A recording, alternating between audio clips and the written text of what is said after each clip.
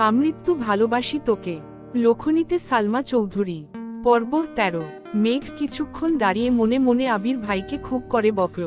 তারপর মন শান্ত করে সিঁড়ি দিয়ে নেমে চলে গেল মিমের রুমে। মিম এখনো নিচেই আছে, 2-3 দিনের মধ্যে উপরের রুমে চলে আসবে। মেঘ মিমের রুমের দরজায় দাঁড়াতেই মিম চোখ তুলে তাকালো। মেঘকে দেখে উত্তেজনায় চোখ বড় বড় করে তাকালো, সহসা উঠে এলো কাছে। মিম, আপু মাশাআল্লাহ, তোমাকে অনেক সুন্দর লাগছে। মুক্তার মালাতে তোমার মুখটা চকচক করছে। মেঘ দাঁত বের করে হাসল। মিম তৎক্ষণাৎ ড্রেসিং টেবিলের ড্রয়ার থেকে শপিং ব্যাগ বের করে মেঘের হাতে দিল। মেঘ জিনিসগুলো বের না করেই দেখার চেষ্টা করল। মিমের জন্য আনা জিনিস মেঘের 3 ভাগের 1 ভাগ হবে। মেঘ স্বাভাবিক কণ্ঠে বলল, সবগুলো সুন্দর হয়েছে, তুই একশেট পর, তারপর আমরা ছবি তুলব নে। মিমও হাসি মুখে রাজি হয়ে গেল। মিম হালকা সাজুগুজু করে নিল। তারপর 2 বোন সোফায় বসে ছবি তোলায় ব্যস্ত হল। ওদের হাসির শব্দ শুনে আদিও রুম থেকে ছুটে এসেছে। আদিকে সহ 3 ভাই বোন বেশ কিছু ছবি তুলল। তারপর ছবি দেখে খুনসুটি করতে লাগলো, কাকে কোন ছবিতে কেমন লাগছে এসব নিয়ে। আবির সিঁড়ি দিয়ে ব্যস্ত পায়ে নামছে। মেঘের চোখে পড়তেই আকস্মাৎ হাসি থেমে গেল মেঘের। মাথা নিচু করে বিড়বিড় করে বলল, তোরা রুমে গিয়ে পড়তে বসো, আমিও রুমে চলে যাই। আবির দ্রুত পায়ে হেঁটে ডাইনিং টেবিলের কাছে এসে মাকে জিজ্ঞেস করল, আম্মু, রান্না হয়েছে? মালিহা খান, হ্যাঁ, রান্না শেষের দিকে। খেতে দিব তোকে? আবির, হ্যাঁ। ওইদিকে মেঘ চুপি চুপি সিঁড়ি দিয়ে উঠতে থাকে। বিকেলেই আবির ভাই পড়া নিয়ে কথা শুনাইছে। এখনো আড্ডা দিচ্ছে, দেখলে নিশ্চিত মাইর দিবে। এই ভয়ে রুমে যেতে নেয় মেঘ।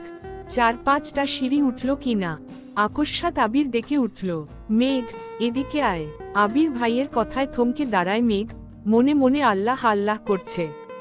ধীরগতিতে নিচে নেমে ডাইনিং টেবিলের কাছে আসলো। আবির পকেটে হাত দিয়ে টেবিলে হালকা ধাক্কা দিয়ে দাঁড়িয়ে আছে। দাঁড়ানোর স্টাইল দেখে মেঘ পুরাই ফিদা। অষ্টাদশীর মনের ভেতর ধুকপুক শুরু হয়েছে। মাথা নিচু করে দাঁড়ালো মেঘ। আবির গম্ভীর কণ্ঠে বলল, খেতে বসো। মেঘ ভয়ে ভয়ে তাকিয়ে নরম স্বরে বলল, খিদে নেই, পড়ে। উদ্ধৃতি চিহ্ন। এতটুকু বলতেই চোখ পড়ল আবির ভাইয়ের চোখের দিকে। চোখ রাঙিয়ে তাকিয়ে আছে। মেঘের হাত পা কাঁপতে শুরু করেছে। আর কিছু বলার সাহস করল না। চুপচাপ চেয়ার টেনে বসে পড়ল। আবিরও এবার টেবিল ঘুরে নিজের চেয়ার টেনে বসল। মেঘ মাথা নিচু করে চুপচাপ বসে আছে। আবির একবার মেঘের দিকে তাকাচ্ছে, আবার ঘাড় ঘুরিয়ে রান্নাঘরে দেখছে। মালিহা খান আর হালিমা খান টেবিলে খাবার রাখতে ব্যস্ত হলো। আবির একটা প্লেটে ভাত দিয়ে এগিয়ে দিল মেঘের দিকে। ছোট করে বলল, নে খা। মেঘ কোমল হাতে প্লেট ধরতে হাত বাড়ায়, কিন্তু হাত পায়ের সাথে শরীরের কাঁপাকাঁপির তীরতার প্লেট পড়ে যেতে নেয়। আবির ছেড়ে দিতে নিয়েও মেঘের এই অবস্থায় আবার প্লেট ধরতে ব্যস্ত হল। রাগান্বিত কণ্ঠে বলল, তোর শরীরে কতটুকু শক্তি বুঝো এখন? হাত বাড়িয়ে মেঘের সামনে প্লেট রেখে নিজে খাওয়াতে মনোযোগ দিল। আবির ভাইয়ের কথায় মেঘ মাথা নিচু করে ছোট করে ভেঙচি কাটল, আর বিড়বিড় করে বলল, আপনি সামনে আসলেই তো আমার সব শক্তি বিলীন হয়ে যায়। আমি কি করব? আবির তীক্ষ্ণ দৃষ্টিতে তাকালো মেঘের দিকে, কণ্ঠ দ্বিগুণ ভারী করে বলল, তুই কি ভাত খাবি নাকি থাপ্পড় খাবি? মেঘ আবির ভাইয়ের কথায় আটকে উঠে আস্তে আস্তে খাওয়া শুরু করে। মেঘের এই ধীরস্থির গতিতে খাওয়া দেখে আবির বেশ কয়েকবার তীক্ষ্ণ দৃষ্টিতে তাকিয়েছে, কিন্তু কিছু বলছে না। নিজের খাওয়া শেষ করে বেসিন থেকে হাত ধুয়ে এসে পুনরায় চেয়ারে বসল। মেঘ তখনও আস্তে আস্তে খাচ্ছিল, কিন্তু আবির ভাইয়ের আবার বসা দেখে বুকটা কেঁপে উঠে খাওয়ার গতিটা কিছুটা বাড়িয়ে দিয়েছে। আবির বিস্ময়কর চোখে তাকিয়ে আছে অষ্টাদশীর দিকে। গলায় মুক্তার মালাতে জলজল করছে মুখটা। খুব মনোযোগ দিয়ে দেখছে মেঘের খাওয়া। মেঘ এক প্রকার নাকে মুখে খাবার শেষ করছে, কিন্তু শেষ হওয়ার আগেই আবির ভাই আবারও প্লেটে খাবার দিল। মেঘ থাপ্পড়ের ভয়ে বলতে চেয়েও কিছু বলতে পারছে না। বাধ্য মেয়ের মতো চুপ করে খাচ্ছে। এদিকে আবির মেঘের দিকে তাকিয়ে মুচকি মুচকি হাসছে। হালিমা খান আর মালিহা খান রান্নাঘরে কাজ করছিলেন, কিন্তু আবিরের এমন কর্মকাণ্ডে তারাও যেন খুশি হয়েছেন। মেঘ বাড়ির কারো কথা শুনে না। বড় আব্বুর সামনে একটু সম্মানার্থে লক্ষ্মী মেয়ের মতো থাকে। তাছাড়া বাবা মা, কাকামনি, কাকিয়া কারো কথাই শুনে না। তানভীর এত বছর ধমকে একটু আধটু খাওয়াতো, কিন্তু সারাদিন মুখ ভোতারা চিহ্নতা করে রাখত। তানভীর সারাদিন শেষে রাতের বেলা বোনের জন্য এটা সেটা কিনে এনে বোনের রাগ ভাঙাত। এত বছর পর আবির যেন দ্বিতীয় ব্যক্তি যে মেঘকে শাসন করে, জোর করে খাওয়ায়, আর মেঘও যেন বাধ্য মেয়ের মতো সবকিছু মেনে নেয়। তানভীর ভাইয়ার সামনেতে তারা চিহ্ন দেখালেও আবির ভাইয়ের সামনে মেঘ একেবারে নিশ্চল হয়ে যায়। মেঘের দুর্দশা দেখে মালিহা খান রান্নাঘর থেকেই বলছেন, মেয়েটাকে ছেড়ে দে বাবা, আর খেতে পারছে না তো। আবির গম্ভীর কণ্ঠে বলল, ও যদি ঠিকমতো খেত তাহলে আমার এভাবে বসে থেকে ওকে খাওয়াতে হতো না। উদ্ধৃতি চিহ্ন। কেউ আর কোনো কথা বলল না, মেঘ চুপচাপ খাওয়া শেষ করল। মেঘের খাওয়া শেষ হওয়া মাত্রই আবির উঠে বের হয়ে গেল বাড়ি থেকে। মেঘ নিষ্পলক তাকিয়ে রইল কিছুক্ষণ দরজার দিকে, তারপর উঠে নিজের রুমে চলে গেল। একটু রেস্ট নিয়ে পড়তে বসল। রাত 12টার উপরে বাজে, মেঘ পড়তেছে কিন্তু আবির ভাই এখনো আসছে না। চিন্তা লাগছে মেঘের, বারবার উঠে বারান্দায় যাচ্ছে মেঘ। তানভীর ইদানিং খাওয়া দাওয়া বাদ দিয়ে কাজ করছে। মনোনয়নের ফলাফল ঘোষণা করবে আগামীকাল, কারো চোখে ঘুম নেই। দল থেকে মনোনয়ন পেয়ে গেলে আলহামদুলিল্লাহ, তারপর প্রচারণা চালাতে হবে। তারা কোনোভাবেই আজ রাতে তানভীরকে ছাড়ছিল না। তারা চিহ্ন পণ মিটিং চলছে এমপির বাড়িতে। রাজনৈতিক মিটিং মিছিল থেকে ভাইকে আনতে বাধ্য হয়ে আবিরকেই যেতে হলো। এমপির বাড়ির হলরুমে মিটিং চলছিল। আবির এমপির বাড়ির সামনে বাইক থামিয়ে হলরুমের দিকে যেতে নিলেই পথ আটকে দাঁড়ায় এমপির মেয়ে। আবির চোখ গোল গোল করে তাকালো মেয়ের দিকে, রাশভারী কণ্ঠে বলল, পথ আটকে দাঁড়িয়েছেন কেন? মেয়ে হাসি মুখে উত্তর দিল, আপনাকে আমার অনেক ভালো লাগে ভাইয়া, প্লিজ আপনার নাম্বারটা দিবেন। আবির কণ্ঠ দ্বিগুণ ভারী করে বলল, আপনাকে তানভীর বলেনি আমি একজনকে ভালোবাসি? উদ্ধৃতি চিহ্ন। মেয়ে এই কথা পাত্তায় দিল না, হাসতে হাসতে উত্তর দিল, আমি তো তানভীর ভাইয়ার কথা বিশ্বাস করিনি, উনি আমার সাথে মজা করছেন। আবির গম্ভীর কণ্ঠে বলল, তানভীর সত্যি কথা বলেছে। মেয়ে এমনভাবে হাসছে যেন মনে হচ্ছে আবির যোগ বলছে। আবির এবার দীর্ঘশ্বাস ফেলে রাগান্বিত কণ্ঠে বলল, শুনো মেয়ে, এই আমিময় আবির অন্য কারো মালিকানায় বন্দী। আমার জীবনের অস্তিত্ব জুড়ে শুধু তার রাজত্ব চলে। উদ্ধৃতি চিহ্ন। এমপির মেয়ে অবিশ্বাস্য চোখে তাকালো আবিরের দিকে, কোমল কণ্ঠে বলল, আপনি সত্যি সত্যি কাউকে পছন্দ করেন? আবির সহসা বলে উঠল, সে আমার পছন্দ বা ভালো লাগা নয়, সে আমার ভালোবাসা, আমি আমৃত্যু ভালোবাসবো তাকে। মেয়েটার চোখ টলমল করছে। এটা দেখে আবির এবার বিরক্তি নিয়ে বলল, শুনো, আমি শুধুই তোমার মোহ। দুদিন পর সব মোহ কেটে যাবে। আর যে সত্যি সত্যি তোমার জন্য আসবে সে তোমাকে কখনো অজুহাত দিবে না। তার কাছে তোমার প্রায়োরিটি থাকবে সবার প্রথমে, যেমন আমার কাছে সর্বোচ্চ প্রায়োরিটি আমার প্রেয়সী। আশা করি তুমি আমার কথাগুলো বুঝতে পেরেছ। তাই ভবিষ্যতে এমন কোনো কাজ করবা না বা এমন কোনো কথা বলবা না যে কারণে তোমার এই পাগলামিগুলো নিয়ে আমার সিরিয়াস হতে হয়। ভালো থেকো। গম্ভীর কণ্ঠে কথাগুলো বলেই হলরুমের দিকে পা বাড়ায় আবির।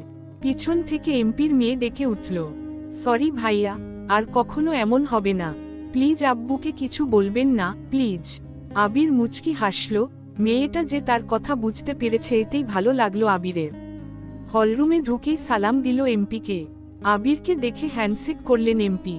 হাসি মুখে জিজ্ঞেস করালেন, কেমন আছো আবির? আবির স্বাভাবিক কণ্ঠে বলল, জি আলহামদুলিল্লাহ ভালো, আপনি কেমন আছেন?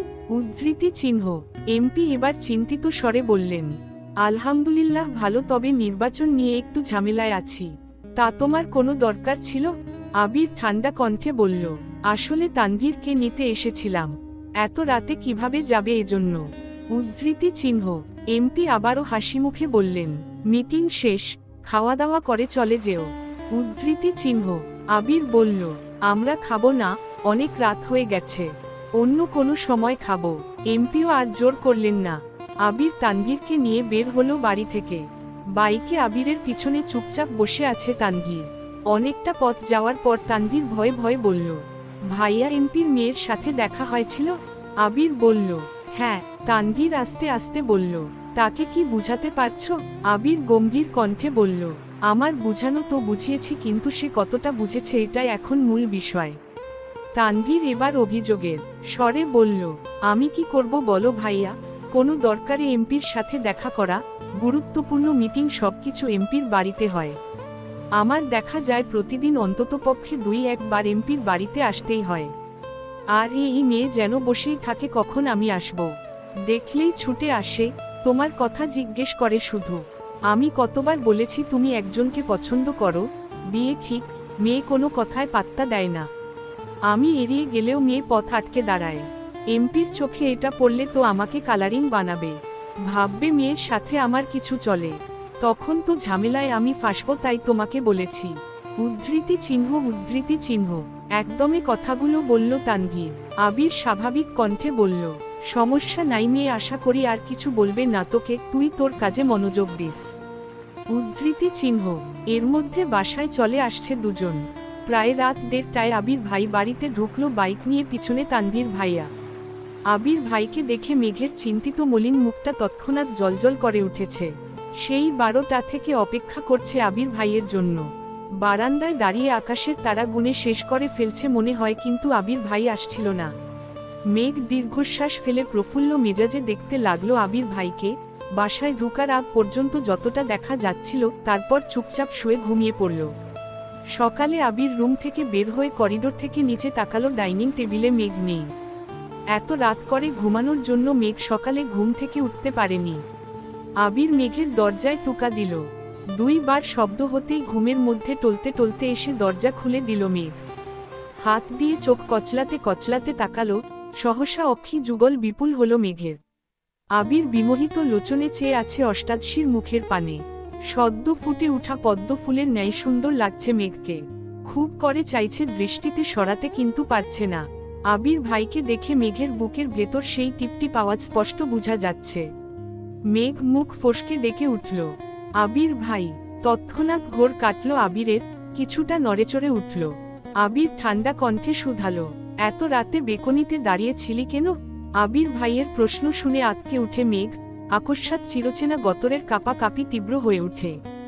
বুকের ভেতর হাপকসফাস শুরু হয়েছে। হৃদস্পন্দন অনেক বেশি জোরালো হলো। চিবুক নামিয়ে চাপা কণ্ঠে বলল, রাতে ঘুম ভেঙে গেছিল।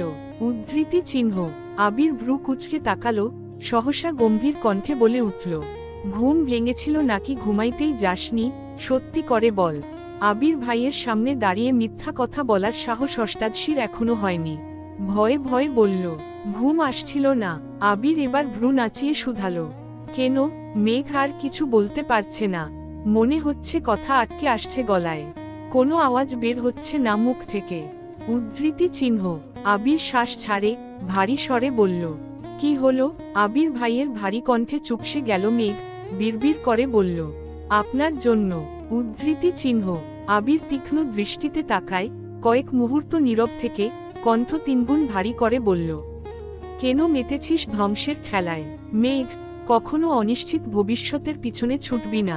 নিজের লক্ষ্য স্থির না করলে জীবনে কখনো সফল হতে পারবি না। উদ্ধৃতি চিহ্ন।